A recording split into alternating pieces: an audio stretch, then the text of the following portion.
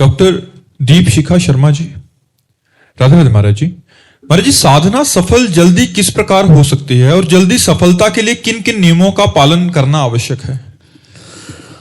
सबसे पहला गुरु चरणों का आश्रय, दूसरा सबसे मन को हटाकर एकमात्र परमात्मा में लगाना, सर्वतो मनुष्यो संगात संगम च साधुषु, सबसे मन को अलग करके, अगर बहुत जल्दी भगवत प्राप्ति की बात है, सर्वतो मनुष्यो संगात संगम च साधुषु दयाम मैत्रीम प्रशयम च भूते श्रद्धा यथोचितम।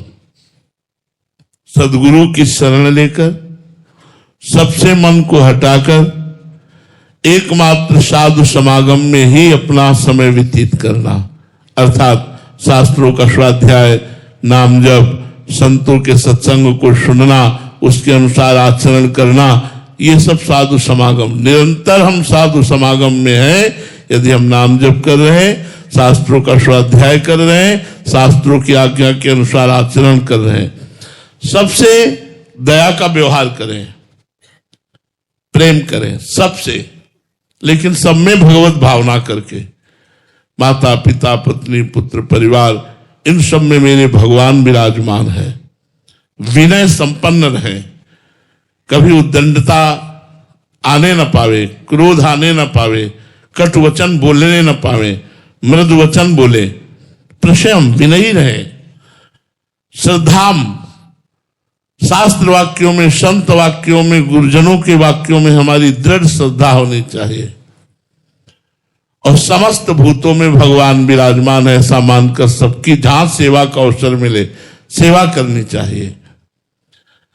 जब हम निरंतर नाम जप करते हैं, सब में भगवान को देखते हैं, किसी से वैर नहीं करते, असंग निरपेक्ष रहते हैं, तो भगवान की कृपा से, यहां भी कृपा, भगवान की कृपा से हमें ज्ञान हो जाता है कि मैं स्त्री नहीं हूं, ये स्त्री एक ढांचा है, मैं मन नहीं हूं, मन एक प्रकृति जनित रचना है, मैं स्वभाव नहीं हूं, मैं मन, स्वभाव और शरीर, इन तीनों से परे भगवद अंश हूं, भगवत स्वरूप हूं।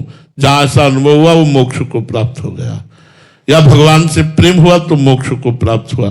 तो सबसे पहले गुरु की शरण में होना, फिर मन को सबसे हटाकर परमात्मा में लगाने का अभ्यास करना, नाम जप करना, श्रद्धा पूर्वक शास्त्रों का स्वाध्याय करना, सब में भगवान को देखना, जो भी कर्म कर रहे हो भगवान के अनुकूल करें, इसी से बात बन जाएगी, इसी से भगवत प्राप्ति हो जाएगी।